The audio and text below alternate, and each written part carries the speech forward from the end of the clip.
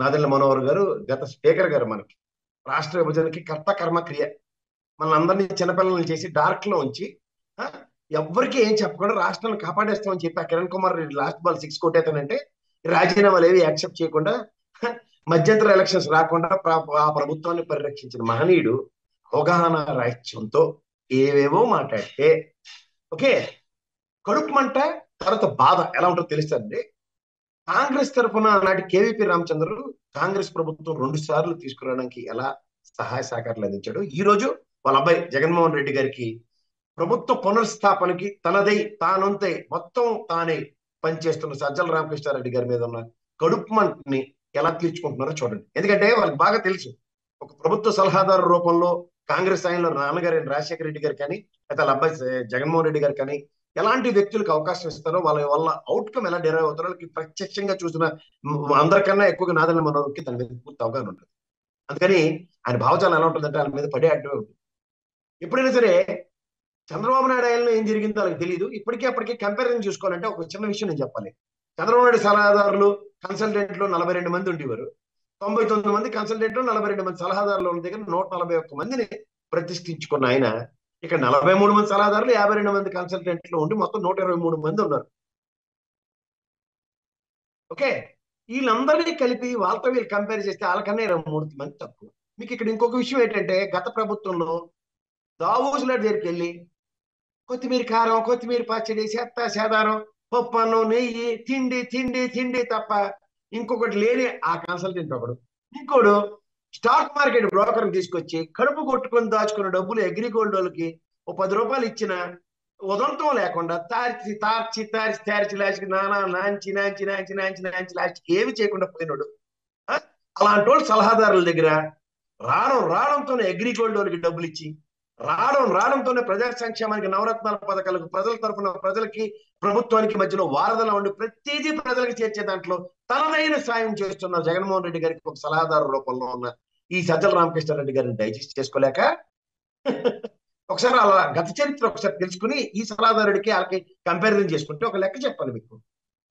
Okay, ఎలాంటి లెక్క అంటే ఇది లాస్ట్కి చెప్తే బాగుంటుంది. ముందు జగన్మోహన్ రెడ్డి గారి ప్రభుత్వంలో సలహాదారులకి గత ప్రభుత్వంలో సలహాదారులు ఉద్ధరించిన లేని ఒకసారి చెప్తే రాత్రి అండి ఓ జీవో ఇచ్చి 4 సలహాదారులను ఒకే రోజు అపాయింట్మెంట్ చేశారండి.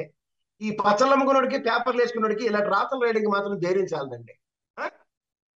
ఓకే ఓకే, ఇంకా మీకు ఇంకో విషయం చెప్తా. ఆర్టీజీఎస్ లాంటి దానికి దామోదర్ అనే వ్యక్తిని రికమెండ్ చేశారండి, ఫోరెన్సిక్ నిపుణుడు సలహాదారుడుగా రాత్రి ఏంట్లో ఓటుకు నోటు కేసులో ఫోరెన్సిక్ నిపుణుడు. ఇలాంటి చెప్పమంటే బాధ వస్తుంది సార్. ఇలాంటి సలహాదారుల గురించి మీకు కొంతమంది సలహాదారులకు ఔన్నత్యాలు చెప్తాను మీకు. విజయ్ కుమార్ వ్యవసాయ శాఖ, ఓకే, జీవి కృష్ణరాజు వ్యవసాయ మార్కెటింగ్ శాఖ, జోసఫ్ ఫిషరీస్, 7 ఫిషింగ్ హార్బర్లు కడుతున్న జగన్మోహన్ రెడ్డి గారికి అసలు ఏమి చేయండి జగన్మోహన్ రెడ్డి గారికి ప్రభుత్వం కన్నా అన్ని చేస్తున్న జగన్మోహన్ రెడ్డి గారు ఫిషరీస్ కి సలహాదారులు పెట్టుకోవడం లేదు తెలియదు. కానీ ఏమి చేయని చంద్రబాబు నాయుడు గవర్నమెంట్ మాత్రం ఫిషరీస్ కి ఒక సలహాదారుని పెట్టేసుకున్నాడు జోసఫ్ గారిని. గొప్ప technical adviser fisheries sir.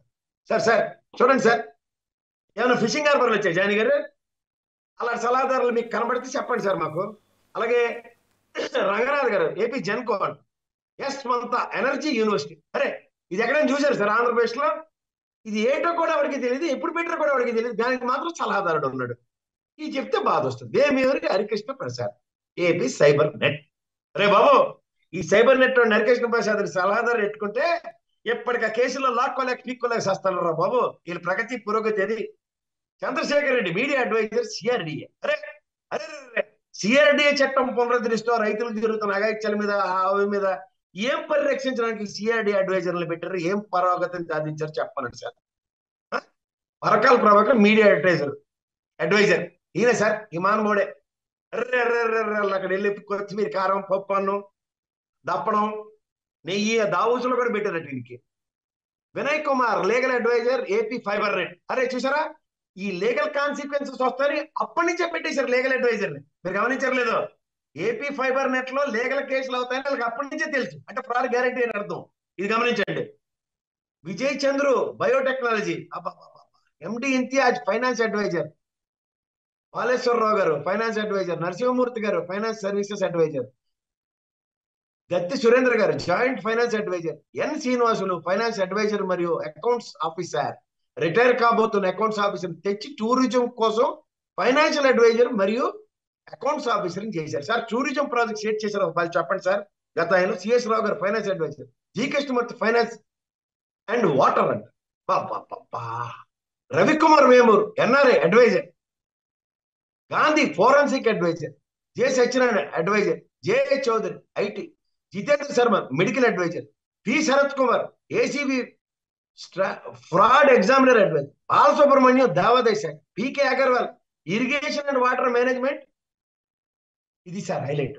Sir ఆ వెలుగొండ ప్రాజెక్ట్ మీ కొలీకే సార్ బ్రహ్మాండం వీడియో చేశాడు. 2 ఎలక తన్నులు తవ్వుతో చూడండి కన్నాలో అంత తవ్వి తీసుకొచ్చే సొరంగాన్ని జగన్మోహన్ రెడ్డి ప్రభుత్వం నానా తెప్పలు పడి అంత సొరంగాలు తవ్వి వాటర్ ని ఎద్దడిని నిలువరించడానికి ఈ రోజు కూడా ప్రకాశం నెల్లూరుకి ఏటి కాకుండా ఒక్క నీళ్ళు నిస్సాయ స్థితికి ఏం చేశారా బాబు అంటే ఇరిగేషన్ ప్రాజెక్ట్ నీళ్ళు ఉద్ధరించుకుని వెళ్ళింది సలహాదారులను పెట్టుకుని. కోడి Durgaprasad home, E Venkat overseas education, N Durgaprasad GVMC technology adviser, PK Srivastava railway adviser. ఈ పికే శ్రీవాస్తవ గురించి మీకు చిన్న కథ చెప్పాలి. ఈయన రైల్వే అడ్వైజర్ కింద పెట్టుకున్నారు సార్ మా సైడ్ బ్రహ్మాండంగా. మీకు అందరికీ తెలుసో తెలీదు, ఈ లబోదీపం అని అలా పరిమళ నాథ్వాణి గారిని వైఎస్ఆర్సీపీలో జాయిన్ చేసుకుని ఆయన రాజ్యసభకి ఎక్కి బాధపడిపోతారు కదా. ఇక్కడ ప్రజలకు తెలియవలసిన ఒక విషయం చెప్పాలి సార్. నరేంద్ర మోడీ గారి ప్రభుత్వం రాగానే రైల్వే శాఖ మంత్రిగా అలాంటి సురేష్ ప్రభు గారిని అపాయింట్ చేస్తారు. ఆయన శివసేన ఆయన. మార్క్స్ చెప్పకుండా ఈయనకి మినిస్టర్ ఇస్తారంటే ఎలా, ఏ ప్రాతిపదిక మీద మేము ఎవరినో సజెస్ట్ చేస్తాం అనుకున్న దగ్గర సురేష్ ప్రభు గారిని ఎక్స్పెల్ చేశారండి. ఆయన చేస్తే ఎవరో శివసేన పార్టీ వాళ్ళు తెలుగుదేశం లటక్కని క్యాచ్ పెట్టేసుకుని తెలుగుదేశం తరఫున ఆయనకి రాజ్యసభ ఆంధ్రప్రదేశ్ నుంచి ఇచ్చారు సార్. అప్పుడు మనకి రైల్వే జోన్ ఏమి కాకుండా వచ్చేస్తుంది అనుకుంటే ఎప్పటికో నిన్న ఆయన స్టేట్మెంట్ భూములు ఇంకా ఇవ్వట్లేదట. అర్రే మరి భూములు ఇవ్వడానికి అలా సూపర్వైజర్ ఎందుకు పెట్టారు సార్ 1,00,000 జీతం ఇస్తూ.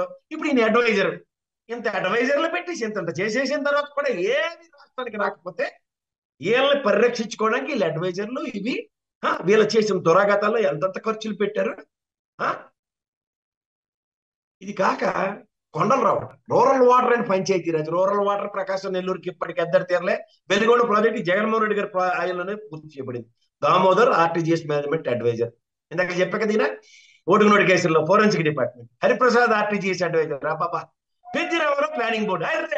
ఎలాంటి ప్లానింగ్ తెలుసండి, తెలుగుదేశం తెల్ల పసుపు రంగు ఉంది కదా, ఇప్పుడు అంతా ఎర్రంగా చేసండి యోగాలో, అది ఈ ప్లానింగ్ మొత్తం అంతా. ఇలాంటి ఒక సజెషన్.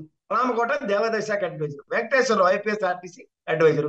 ఇవి కాకుండా మరో 30 మందికి పైగా సీఎంఓ ఆఫీస్ లో సర్క్యులర్ మీద నియమించిన వారు ఉన్నారు. వీరితో పాటు వివిధ కార్పొరేషన్లు, యూడిఏలు, సిఆర్డిఏలు, ఏపీఎంసి, ఏపీఎండిసి, ఏపీఐసిసి, ఈడీబీల్లో ఉన్న సలహాదారుల లెక్క కూడా తీస్తే నదల మనోహర్ గారు మీరు 89 మంది చెప్పారు సార్. సెంచరీలు దాటిపోతే ఇది కాక 40 మందికి పైగా ఓఎస్డీలు ఓన్లీ సీఎంఓ ఆఫీస్ లో ఉండేవారు. అబ్బాబ్బాబ్బా ఈ గురువిందగంజ్ సామెత చూస్తేనండి అబ్బాబ్బాబ్బా ఎంత హాస్యాస్పదంగా ఉంటదంటే ఈ చేసిన సిన్నులు మామూలు కాదండి బాబు. ప్రజలు మీరు ఆ భగవని పేపర్లు ఛానల్ ఫ్రీగా వేస్తారని టెంప్ట్ అయిపోయారు. దిక్కుమాల వార్తలు మాత్రం చదివారు కనుక లేనిపోని బాధల్ని కోరి తెచ్చుకున్న వాళ్ళు అవుతారు. వీళ్ళ బాధ అంతా ఏంటంటే ఒక చిన్న విషయం చెప్తా సార్, లెక్క చెప్పాలి మీకు, లాభం లేదు లెక్క చెప్తాను కానీ. అరే గత ప్రభుత్వానికి ఈ ప్రభుత్వం చిన్న కంపల్సరీ తప్పుడు ప్రచారాల మీద ఆధారపడి మీరు అద్దె, ఇంటి అద్దె, ఆఫీస్ అద్దె, తర్వాత ఏమో అలా ఉద్యోగస్తులు జీతభత్యాలు, డ్రైవర్లకి వాళ్ళందరికీ కలిపి ఈ ప్రభుత్వం ఇప్పటిదాకా ఈ సలహాదారులకి 48.33 కోట్లు మాత్రమే వినియోగించింది. సజ్జల రామకృష్ణారెడ్డి గారి మీద తెగేడుస్తున్నారు కదండి, ఎందుకంటే ఆయన అంత అడ్వైజులు ఇస్తే మీకు తట్టుకోలేరండి. 140 కోట్లు లెక్క చెప్పారు కదా సార్. నేను ఆర్టీజీఎస్ ఇన్ఫర్మేషన్ తీసుకునే మాట్లాడుతున్నా ఆర్టీఐ త్రూగా. 1,65,00,000 మించి సజ్జల రామకృష్ణారెడ్డి గారి మీద ఈ ప్రభుత్వం ఖర్చు చేసిందంటే నేను ఎవరితోనని డిబేట్కి సిద్ధం. నరేంద్ర మోడీ గారు మీరు 140 కోట్లు అన్నారు కదా, అవి ఎక్కడి నుంచి ఇచ్చారో, ఎలా ఇచ్చారో, ఏ ఏట్లో ఇచ్చారో బడ్జెట్ పెడతారు. ఆ బడ్జెట్ ఫిగర్ పట్టుకున్నాను, నేను బడ్జెట్ ఫిగర్ పట్టుకుని వస్తా, మరి ఇద్దరు తెలుసుకుందాం. నేను ఓపెన్ దీనికి, ఎంతకన్నా ఏం లేదండి. ప్రజలు తెలుసుకోగలిగితే దీంట్లో నిజాలు.